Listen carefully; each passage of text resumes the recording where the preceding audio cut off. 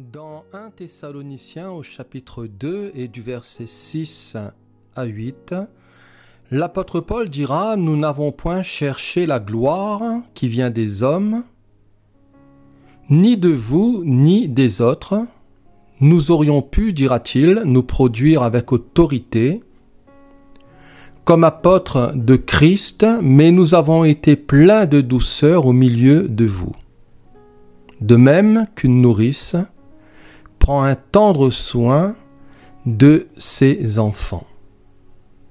Nous n'avons point cherché la gloire qui vient des hommes, dira l'apôtre, ni de vous, ni des autres. Le mot gloire ici, c'est doxa, et nous savons que le ministère de l'apôtre Paul, son apostolat, sa consécration était réellement à la gloire de Dieu. Dans Jean 5, verset 41, Jésus lui-même dira « Je ne tire pas ma gloire des hommes ». Et au verset 44, il rajoute en disant « Mais comment pouvez-vous croire, vous qui tirez votre gloire les uns des autres, et qui ne cherchez point la gloire qui vient de Dieu seul ». Dans Jean chapitre 12, verset 43, parlant des Juifs incrédules, le Seigneur dira « Car ils aimèrent la gloire des hommes plus que la gloire de Dieu. » Alors, dans quel état d'esprit sommes-nous? Comment servons-nous le Seigneur? Quels sont nos buts? Voilà, Dieu c'est celui qui sonde les cœurs et les reins, c'est-à-dire la conscience. Dieu connaît tout un chacun et plaise à Dieu, par sa grâce et par son aide, que nous puissions rechercher sa gloire, non pas des glorioles humaines, non pas, voyez-vous, nous attacher à perdre notre temps, à rechercher la gloire des uns ou des autres, ou nous comparer les uns avec les autres, mais à réellement rechercher la gloire de Dieu dans nos cœurs, dans nos motifs, dans nos désirs, dans nos recherches, et que nous puissions l'aimer, voyez-vous, conformément à ce qu'il attend de nous.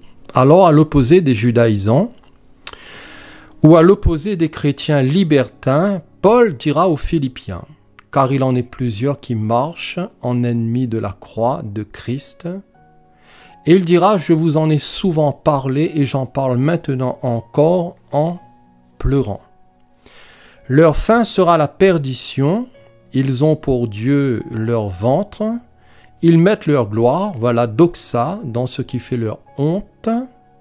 Ils ne pensent qu'aux choses de la terre. Car il y en a plusieurs qui marchent en ennemis de la croix de Christ. » Quand nous recherchons la gloire de Dieu, et quand nous recherchons la gloire de Dieu seul, nous sommes amis de la croix de Christ. Paul, pour lui-même, il ne s'abaissait jamais à des flatteries ou à des honneurs humains, et au lieu de vouloir régner en Seigneur, il était plein de douceur vis-à-vis des Thessaloniciens, comme une nourrice l'est pour ses enfants. Nous aurions pu nous imposer, dira-t-il, avec autorité, comme apôtres de Christ, mais nous avons été pleins de douceur au milieu de vous. Alors vouloir s'imposer. L'abus de l'autorité spirituelle. On parle beaucoup d'abus sexuels dans certaines églises, dans certains milieux religieux, mais que penser de l'abus de l'autorité spirituelle? Vous savez, l'autorité spirituelle a pour but de faire grandir l'autre. L'autorité spirituelle a pour but de rendre libre et non d'avilir, d'enfermer les cœurs, les personnes, de les manipuler financièrement ou psychologiquement. Alors l'autorité spirituelle, qui n'a pas pour but de dominer, mais d'édifier, d'aider toujours l'autre à grandir et à mieux connaître le Seigneur. Alors les abus de pouvoir, les abus de fonction, cela existe. Voyez-vous, je suis le pasteur et tout le monde marche à la baguette, tout le monde écoute. Voyez-vous, et tout cela n'est pas à la gloire du Seigneur. Alors, diriger l'assemblée comme on dirige une entreprise. Voilà, c'est que le rendement. Malheureusement, cela existe. Les abus de pouvoir, les femmes aussi qui dirigent les assemblées, qui dirigent les églises. Paul a donné l'ordre d'établir des anciens et pas des anciennes. Alors cela ne veut pas dire que les femmes n'ont pas de capacité. Cela ne veut pas dire que les sœurs, voyez-vous, n'ont pas été choisies par le Seigneur. Et voyez-vous, il y a combien même de sœurs qui ont des capacités, des dons spirituels et qui certainement connaissent la Bible mieux que vous et moi, voyez-vous, qui sont pleines de charisme. Et le Seigneur les a appelées, le Seigneur les a choisis. Et ce sont des sœurs, voyez-vous, qui font un travail magnifique. Mais concernant les ministères d'anciens et de direction spirituelle dans l'Assemblée, voyez-vous, le Seigneur a établi, voyez-vous, un certain ordre, voyez-vous, une certaine logique. Et chacun a sa place, voyez-vous, comme dira quelqu'un, et les brebis sont bien gardées. Alors, ce mot « autorité » signifie « baros ». En grec, qui signifie lourdeur, accablement, poids, fardeau, difficulté. Baros se réfère au poids, au volume, à la masse, et l'un et l'autre, voyez-vous, peut être oppressif. Dans Acte 15, verset 28, il est écrit « Car il a paru bon au Saint-Esprit et à nous de ne vous imposer d'autres charges, baros, que ce qui est nécessaire. » Car il a paru bon au Saint-Esprit et à nous de vous imposer d'autres charges que ce qui est nécessaire. Le contexte ici de ce verset est en rapport avec le concile de Jérusalem qui se trouve dans Acte 15, où il est dit que quelques hommes venus de la Judée enseignaient les frères en disant « Si vous n'êtes circoncis selon le rite de Moïse, vous ne pouvez être sauvés. » Alors Paul et Barnabas eurent avec eux un débat et une vive discussion, et les frères décidèrent que Paul et Barnabas et quelques-uns des leurs monteraient à Jérusalem vers les apôtres et les anciens pour traiter cette question. Après avoir été accompagnés par l'Église, ils poursuivirent leur route à travers la Phénicie et la Samarie, racontant la conversion des païens, et ils causèrent une grande joie à tous les frères. Arrivés à Jérusalem, ils furent reçus par l'Église, les apôtres et les anciens, et ils racontèrent tout ce que Dieu avait fait avec eux. Alors quelques-uns du parti des pharisiens qui avaient cru se levèrent en disant qu'il fallait circoncire les païens et exiger l'observation de la loi de Moïse. Les apôtres et les anciens se réunirent pour examiner cette affaire.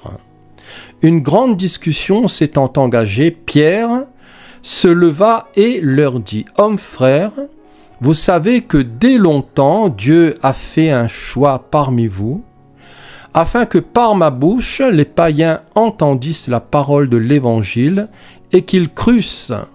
Et Dieu qui connaît les cœurs leur a rendu témoignage en leur donnant le Saint-Esprit comme à nous. Il n'a fait aucune différence entre nous et eux, ayant purifié leur cœur par la foi. Maintenant donc, pourquoi tentez-vous Dieu en mettant sur le cou des disciples un joug que ni nos pères ni nous n'avons pu porter? Mais c'est par la grâce du Seigneur Jésus que nous croyons être sauvés. De la même manière que toute l'assemblée garda le silence et l'on écouta Barnabas et Paul qui racontèrent tous les miracles et les prodiges que Dieu avait faits par eux au milieu des païens. Lorsqu'ils eurent cessé de parler, Jacques prit la parole et dit « Hommes frères, écoutez-moi. Simon a raconté comment Dieu a d'abord jeté les regards sur les nations pour choisir du milieu d'elles un peuple qui porta son nom. Et avec cela s'accordent les paroles des prophètes selon qu'il est écrit. Après cela, je reviendrai et je relèverai de sa chute la tente de David, j'en réparerai les ruines et je la redresserai, afin que le reste des hommes cherche le Seigneur, ainsi que toutes les nations sur lesquelles mon nom est invoqué, dit le Seigneur, qui fait ces choses et à qui elles sont connues de toute éternité. C'est pourquoi je suis d'avis qu'on ne crée pas des difficultés à ceux des païens qui se convertissent à Dieu, mais qu'on leur écrive de s'abstenir des souillures des idoles, de l'impudicité des animaux étouffés et du sang.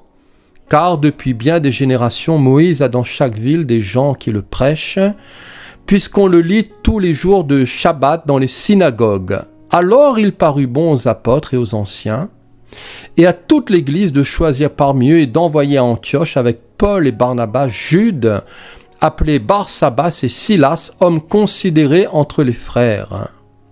Ils les chargèrent d'une lettre ainsi conçue. Les apôtres, les anciens et les frères aux frères d'entre les païens qui sont à Antioche, en Syrie et en Cilicie, salut.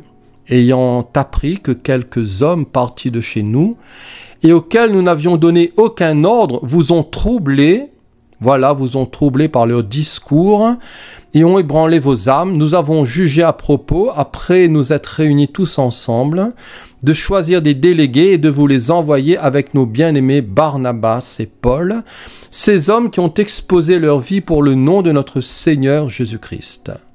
Nous avons donc envoyé Jude et Silas qui vous annonceront de leur bouche les mêmes choses, car il a paru bon au Saint-Esprit et à nous de ne vous imposer d'autres charges que ce qui est nécessaire, savoir de vous abstenir des viandes sacrifiées aux idoles, du sang, des animaux étouffés et de l'impudicité, choses contre lesquelles vous vous trouverez bien de vous tenir en garde à Dieu.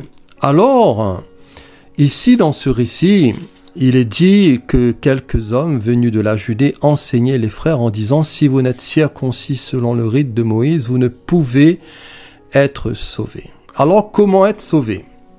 Est-ce en circoncisant les païens et en exigeant l'observation de la loi de Moïse? Non.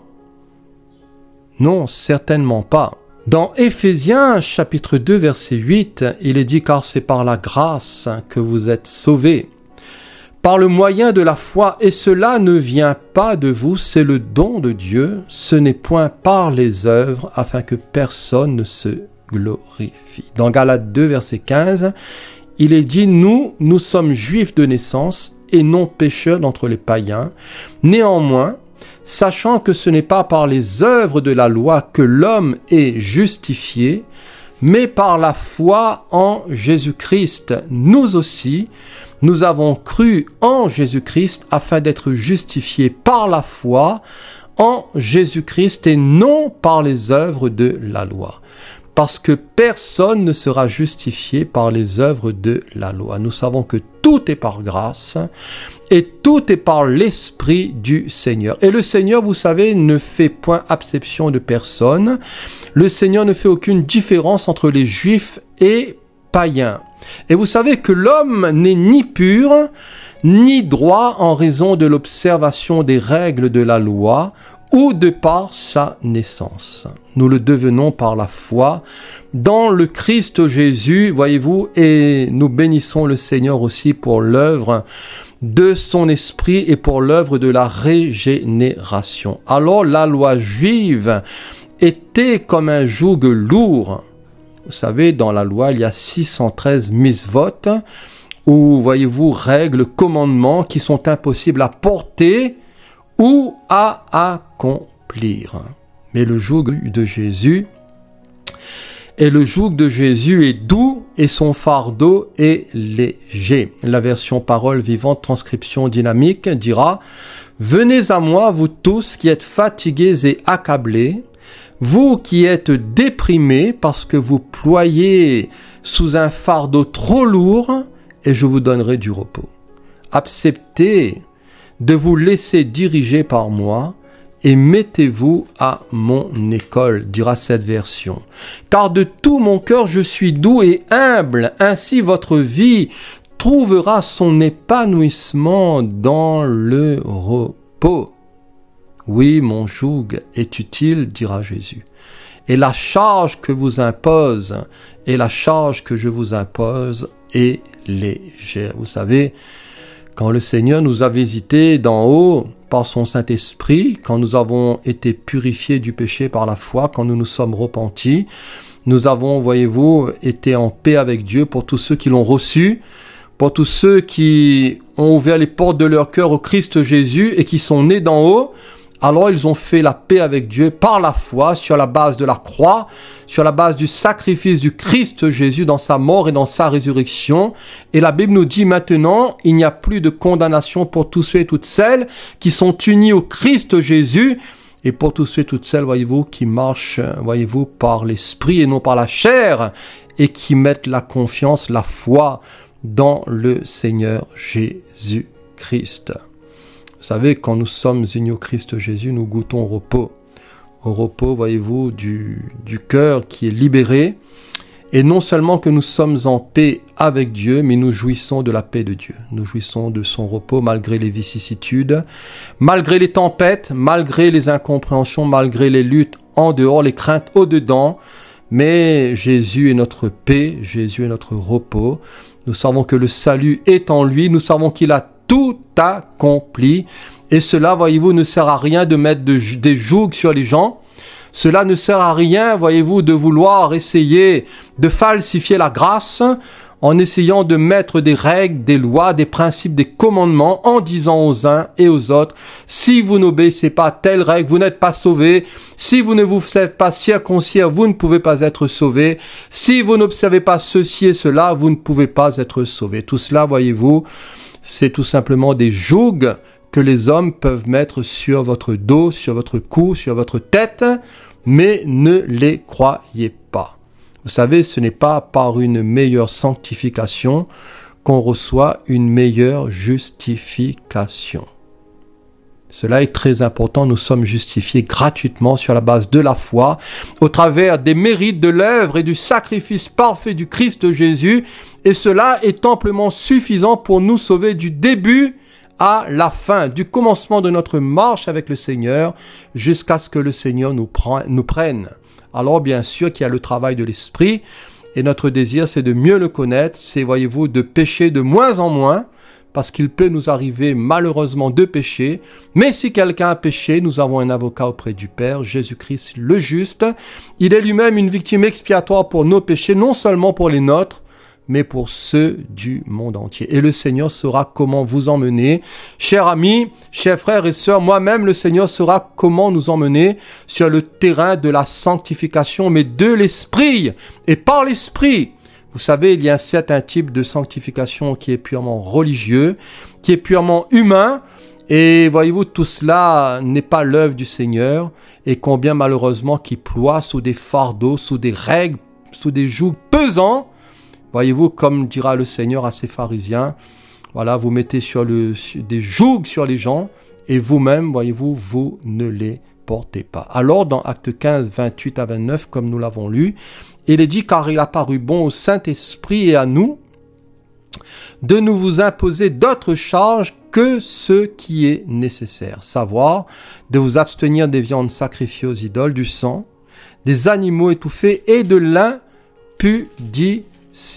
Le Saint-Esprit ici est l'associé principal. Le but ici de ces instructions n'était pas une condition de salut, pas du tout, mais d'éviter des conflits au sein de l'Église primitive entre les chrétiens d'origine païenne et d'origine juive.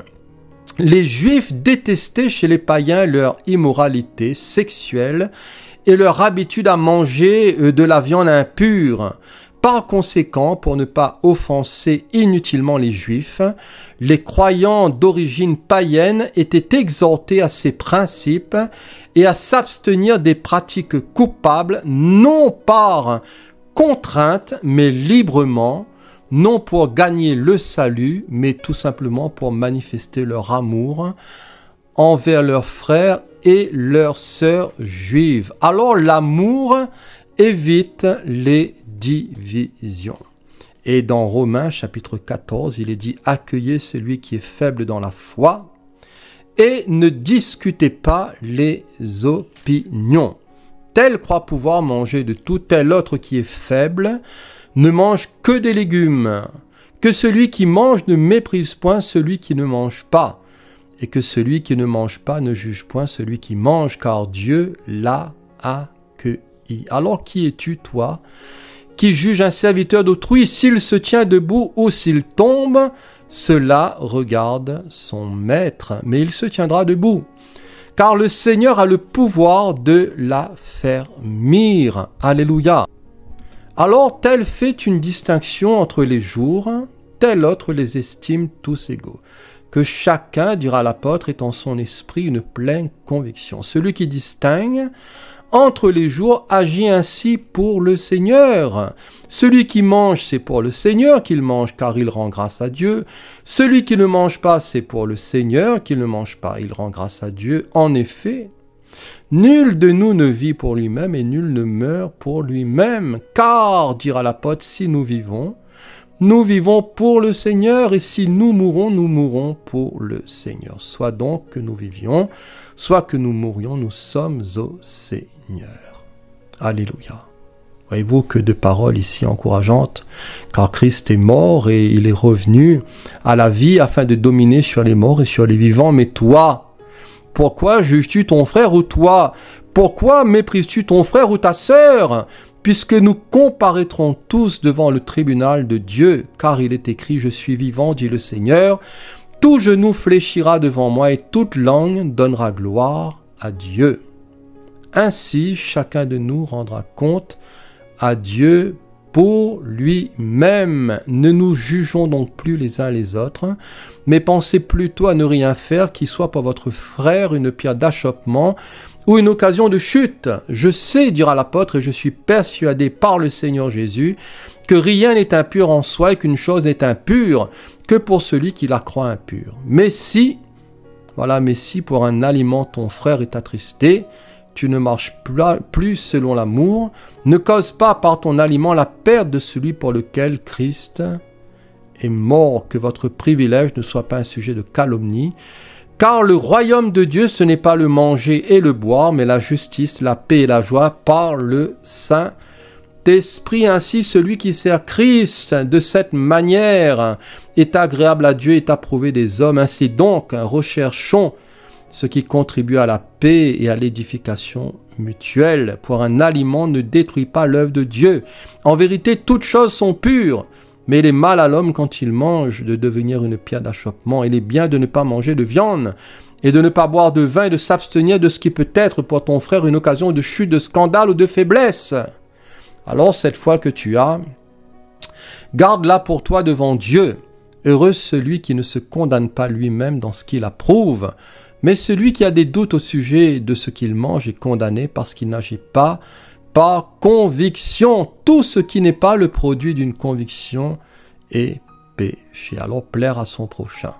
Nous qui sommes forts, nous devons supporter les faiblesses de ceux qui ne sont pas et ne pas chercher ce qui nous plaît. Que chacun de nous plaise au prochain pour ce qui est bien en vue de l'édification. Car Christ n'a pas cherché ce qui lui plaisait selon ce qui est écrit. Les outrages de ceux qui t'insultent sont tombés sur moi. Alors pour terminer, l'apôtre dira, nous n'avons point cherché la gloire qui vient des hommes, ni de vous, ni des autres. Nous aurions pu, dira-t-il, nous imposer comme apôtres de Christ, mais nous avons été pleins de douceur au milieu de vous. Les nouveaux convertis de Thessalonique avaient besoin de soins.